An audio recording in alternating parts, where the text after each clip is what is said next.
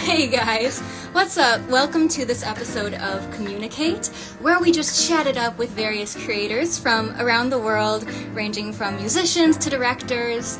We just like to chat about it all. If you're new to this, my name is Cait Devin, and I'm just an awkward elf that likes to hear about people's stories. And coming on, we have Mikey Demus, and he plays for Skindred. In addition to this, he has also done session work with Jamie Bauer, which I love. It's very Western, and it has a very acoustic feel.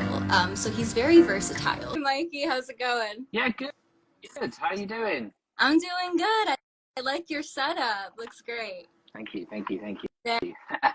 very nice. Well, you're always a busy dude. So, like, first and foremost, how are you? Are you doing well? How's the music? What's going on? I'm very well, thank you. Yeah, doing very well. I've kind of got January off at the moment, but from music at least, I'm not doing anything musical. We had a very busy year last year, and so at the moment, I'm actually in the middle of renovating a house. So that's what I'm spending my beginning of the year doing. Yeah. Nice. Well, that's a huge project that will absolutely occupy all of your time. So that's Yeah. understandable why you're taking a bit of a break. Mhm. But that's awesome. Honestly, I am taking a little bit of a break too, just kind of a little writing break, if you will. Or a break from shows, should I say, to write. So we're going to talk about your creativity too, because you're an excellent songwriter. I was saying in your intro, you're very melodic. Oh, thank you. So let's talk about Skindred a little bit, because you go everywhere with them and you definitely have a wide array of tunes that you play live. So do you have any live show stories to chat about from 2023 that were really fun, either from shows that you saw or from the stage? I think the real highlight of last year was probably going on tour with Kiss around the UK. We did like an arena tour Awesome. supporting Kiss, and that was a real, eye opener to how a massive classic iconic rock band does their thing, even after so many years. And it was like real education in how to put on a show, and everything about it was just I know people throw words around like this, but it was epic. It was properly epic and really amazing. It's An a absolute proper word privilege. for it. Yeah. It's a proper word for it. Epic. For real, Yeah. because how many people on this planet get to tour with Kiss, Yeah. really? And like you said, the fact, right, and the fact that they're still doing their thing just says a lot about their performance quality in the shows that they put on. Is there like a particular city that comes to mind where you're like, ooh, that I really want to go back there for sure? I mean, yeah, we've been very lucky to go to so many places. I think it just had nothing to do with the kids thing, but I would love to go back to Japan at some point. Japan. I know this year we're going back to Australia.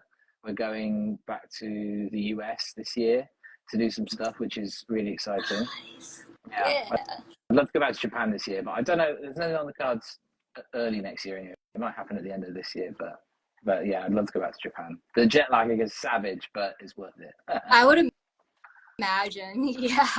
That'd be, Yeah. I feel like that'd be kind of nice to arrive in Japan, kind of, jet lagged, and oh yeah, this is It's great. very cool. It's very cool. You get to kind of like float through it, but absolutely, that's awesome that you got to explore so much, and I'm very excited for you to come to this States because I will try to see you live. Definitely a big supporter from the upstate New York, Oh, which thank there's you. lots of venues here. So I know there's like a lot of guitar nerds in this chat, us two being guitar nerds as well. Yeah. So what is a guitar that recently caught your attention? Is there perhaps a new brand that caught your eye, or are you pretty much just sticking to the familiar things that you've been using Oh man, on tour? that's a really good question. I know NAMM's happening any second, so Oh, it you know, actually did. I think. it's this Actually, I saw weekend. some pictures from it. Yeah. I think it might be going on. So Correct I me if I'm mean, wrong. I'm sure there's something that's going to pop out this weekend that I'm going to go, oh my god, that's amazing. But I'm a purist. There's nothing massive that's caught my eye in the last 12 months. I still really like the look of Seth Backus guitars, who's a guy over here who makes guitars. Nick Huber, who's a German maker, and also Neil Iverson, who makes Iverson guitars. Those are like my three that I'm looking at going, if only I had the money, I would go for one of those. They're like high-end, very amazingly crafted, like still quite rock and roll, but also quite, you know, they've got that kind of expensive kind of vibe. They're already amazing. But yeah, check out Iverson guitars. Check out Nick Huber, and check out Seth Backus if you want to three like more obscure brands that are like absolutely on point. Now Neil Iverson just made one of his guitars. He's got Richard Fortus playing from Guns N' Roses. So you know that's huge for him. Very huge. Yeah. Absolutely. Bumblefoot was actually the guest before you, and he's ex Guns N' Roses. I believe he toured with them a few times. So amazing. That's awesome. Have you ever like connected with Bumblefoot at all? Like I feel like you guys would be friends. I feel like we definitely have some mutual friends. I don't think we've ever crossed paths, but I want to say someone I know knows him quite well, but I don't think we've ever actually crossed paths. Yeah, he's a social butterfly. Absolutely, right. He is. Right. So that's awesome. I'm so glad that you brought up NAMM, because that's actually very important. A lot of friends are very excited about that. But we talked a lot about gear that we like, and this is a fun question that I've been asking recently. In contrast, what is some gear or like a feature on a guitar, such as string gauge, that you absolutely just wouldn't want at all? Like that is just not your taste, and that you like, you know, you would just be like, nah, that guitar is not for me. I mean, I'm not a huge fan of what I would say like pointy guitars. Not a massive fan, but you know, there's exceptions to the rule too. I mean, I think the Explorer is a really classic shape. I think they look really cool. That's sort of, to me, that's about as pointy as I would ever get, you know. But like the really metal stuff is kind of, it does its thing, but it's not necessarily for me. I've never picked up a 7-string or an 8-string or a 9-string. You know, being a lefty, you don't often see that kind of stuff. But I think I'm kind of a purist. I mean, I am open-minded to change, but I haven't had opportunity to try that stuff out. I tried Floyd Rose guitars for a minute, and they're kind of a bit of a pain in the ass, you know. Oh gosh, they're great for what they do, but I think if I didn't have a guitar tech, for sure it would be like that would be one to avoid. You know, the kind of things I play I'm not absolutely slave to any feature really. For me, it's just got to stay in tune, be lightweight, and you know, feel good to play. And you know, the sound you can play with, and you know, you can make a guitar do things with effects and with amps, and you know, I don't really listen to it and go, oh, the sound of it. It's how it feels more than anything, because you can make something which sounds sketchy still impactful, you know, as long as it feels good to play. If something feels horrible, it's like it's not inspiring, you know. And I think it's just got to feel good for the main part, you know. I've been getting so many similar answers with the Floyd Rose issue, and that's the thing is, if you have a guitar tech that is really good at setting up guitars, and they're like, I got you, you know, if there's any issue, but it's really a learning curve, the whole Floyd Rose thing, especially with keeping it in tune, you know, staying in tune is a huge thing. Like the original Floyd thing, I've tried a couple of guitars on, it's kind of a pain in the ass, but the one that Ibanez make, the super low pro edge thing or whatever, I can't remember what it's called, but it is incredible bit of engineering, you know. And Ibanez make amazing instruments, and that stuff's like another level. Like when you pick that up, it's like, wow, it really does work. And also I'd say that I have a Duesenberg that's got a trem on it that absolutely is brilliant, and it's just a genius bit of engineering. So I'm not against some tremolo action, but it's got to be a good bit of gear, good bit of engineering, basically. Absolutely. If you have not a good tremolo, you're in for a rough go.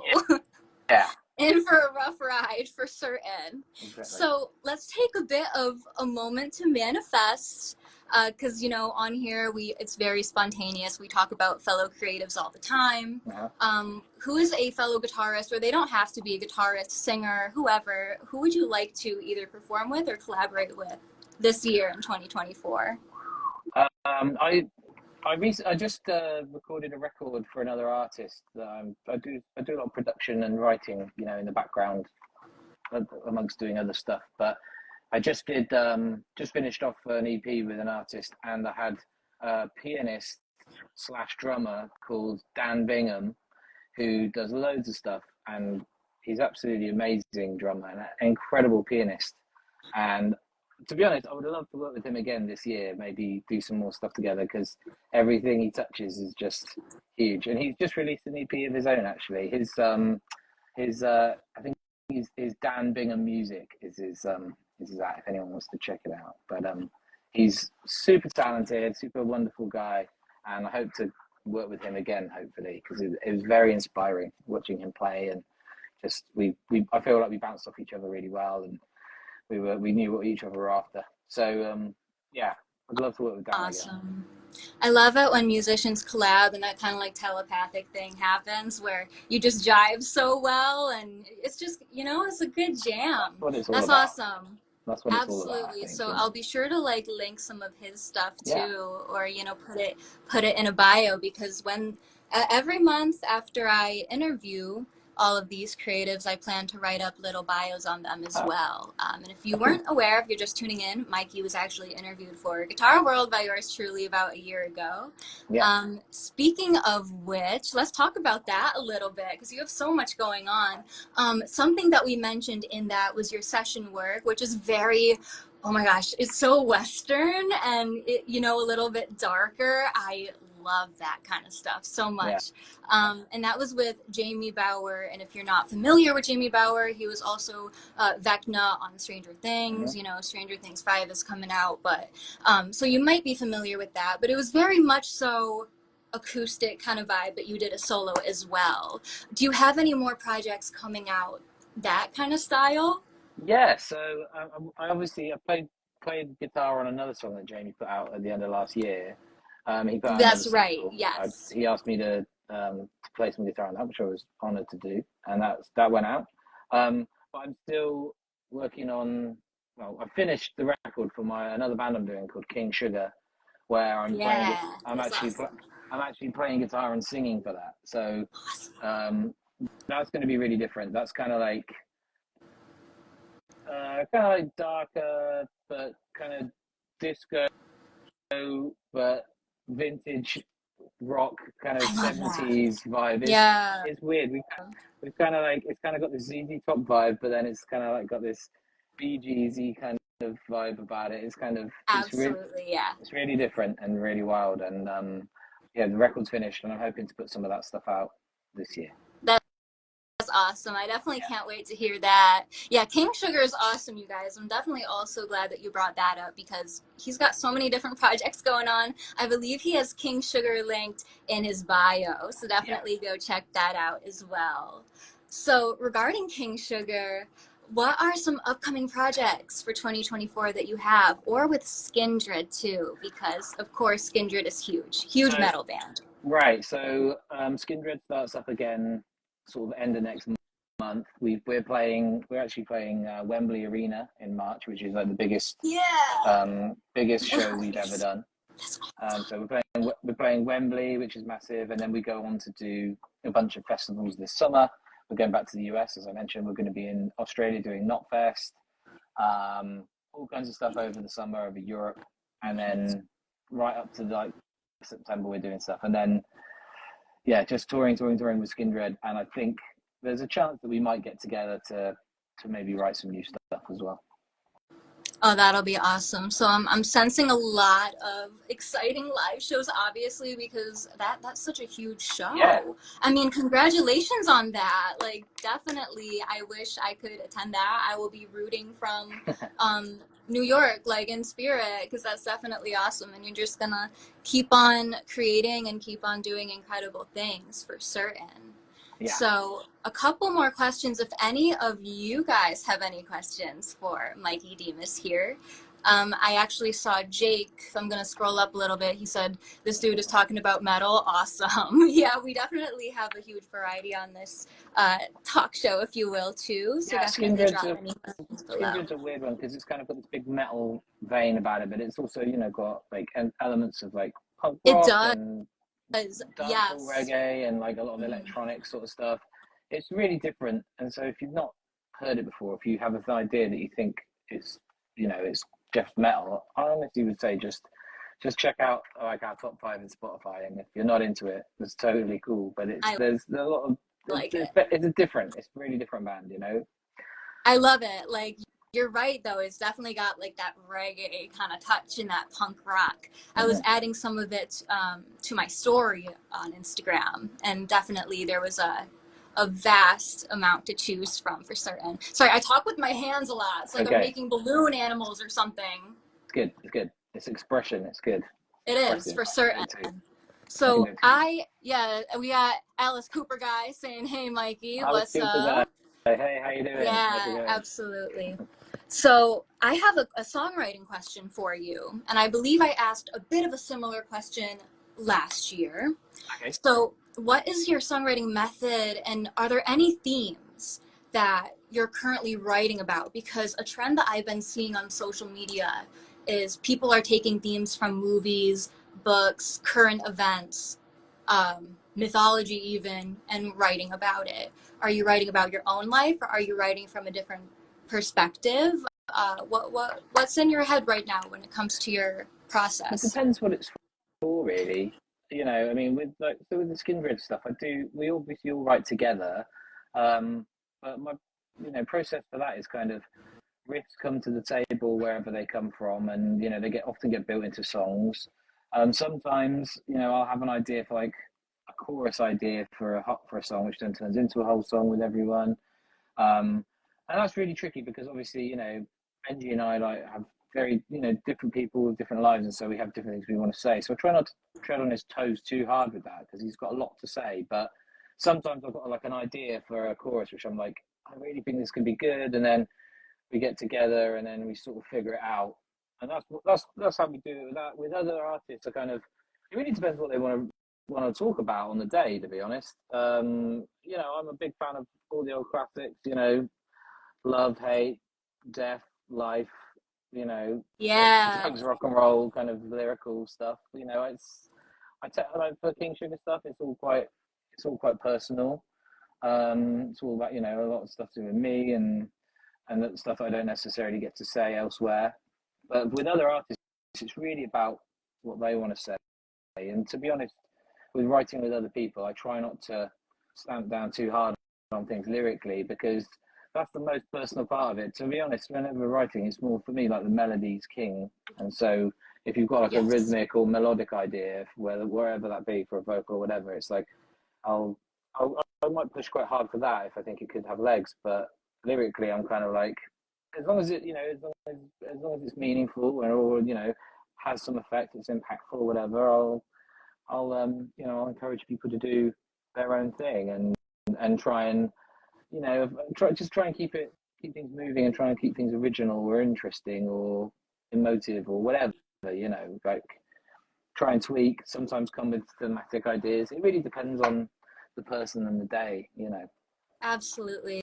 That there was a lot of wonderful tidbits in there. For example, I believe you said melody is Yeah, king, but it's also very important to be vulnerable when you're writing, to emote. Obviously, it depends on the artist, but what I found is that when you're writing lyrics, if the melody is good, no matter what the lyrics are, really, if the song is good, people will find a way to relate to it, you yeah, know. yeah. And And it that's depends something that whether I the found when song. I'm listening to music, even if I don't necessarily relate to the lyrics. If I like the melody, you could, it's like you play little movies in your head. It's nice, like, Yeah, and as absolutely. like as a listener, it depends what we're open to at the time and when things come to us. And certain days something could come to you and you'd hear something that wouldn't really impact you in a way that it might on another day. So it really depends. I think just writing stuff from the heart and stuff you think is good is the best way to move forward. And then if you like it, chances are someone else will like it, and that's all you can ask for, really. Ultimately, I don't. I'm not.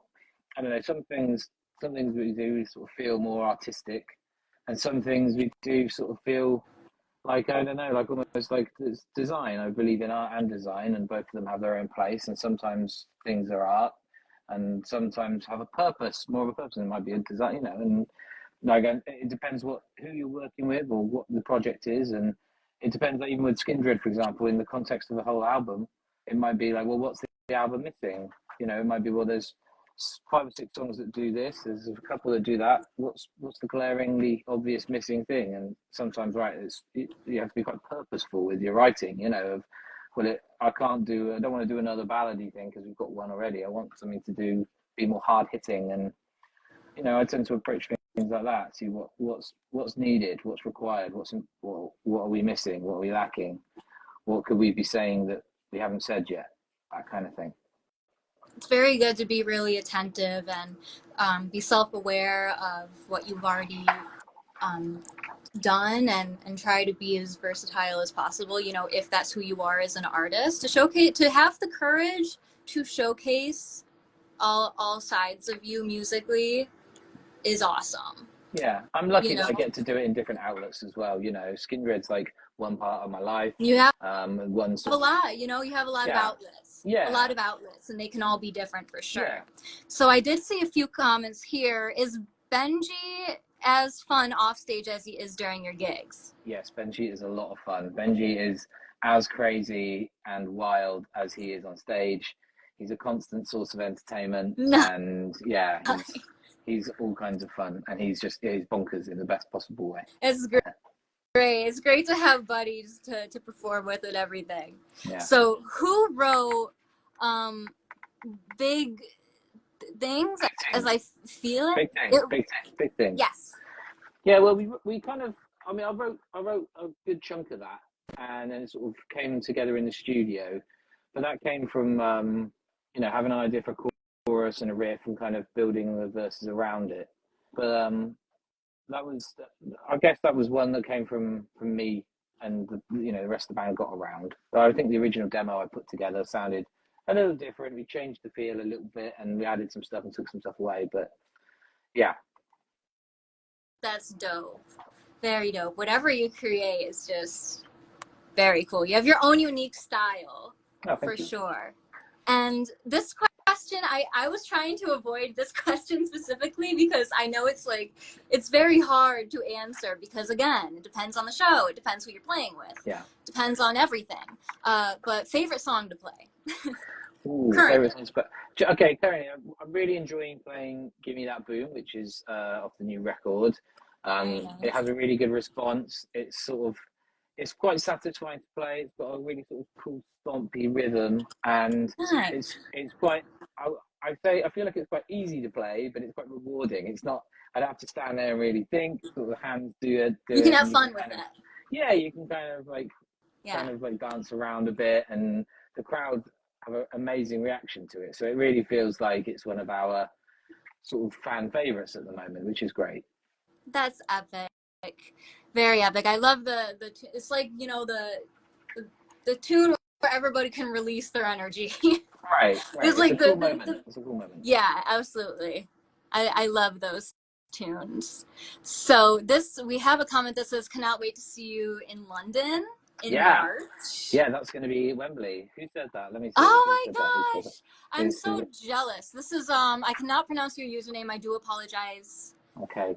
Marquez, perhaps. Yeah. Marquez. Yeah. We're going to be there on, I think it's the 16th of March, possibly. Very nice. Very cool. Yeah, we've played Wembley a couple of times supporting other acts, and now we're going back to headline ourselves, which is headlining. Absolutely huge. It's amazing. Yeah. Wembley, you made it. You made it. Yay. Yeah. You made it. I would have never, when I was 16, I would have never thought that I would be headlining Wembley in a band. That's kind of soak it all in. Yeah. Soak it all in. Yeah, it's great. Very nice. We're all buzzing. We're all absolutely buzzing. Absolutely. Well, it was so fun to talk to you again. Yeah, you too. And just to kind of simmer out, is there anything else that you would like to say to your followers for this year? I would like to say thank you for following, and my apologies if I haven't been too prolific on Instagram currently. I've got a lot going on. It's been a very chilled January, and I think once things get started with Skindred and so on at the end of the month, into February and into March, you're going to see a lot more stuff. But I'm just I'm in kind of hibernation at the moment. I'm not resting. I'm just working my arse off flat out. So my apologies if I'm quiet, but I am here still doing all the above. Just working hard. Looking forward to 2024. Absolutely.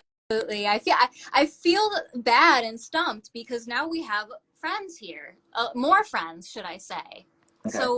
So hi friends. Somebody says hi Mikey. Oh, hi. Hello from Washington State. Oh, Washington Hello State. from the US. Yeah. Well, anyways, you guys, this interview will be posted if you missed it or if you're just tuning in. And yes, this one says these guys are the nicest in the music industry. Oh, well, that's a nice You compliment. are a very, I can sense you're a very chill dude. You deserve all the wonderful things that are coming, a lot Thank you. more. Thank you. And yeah, have a great day, everybody, for sure. I'll stay updated with all your 2024 stuff. Yeah, Mikey. thanks for having me, Cait. Much appreciated. Absolutely. Have a swell day. You too. A swellular day. You too. Thanks so much. Keep shredding. Cheers. Bye, guys. See ya.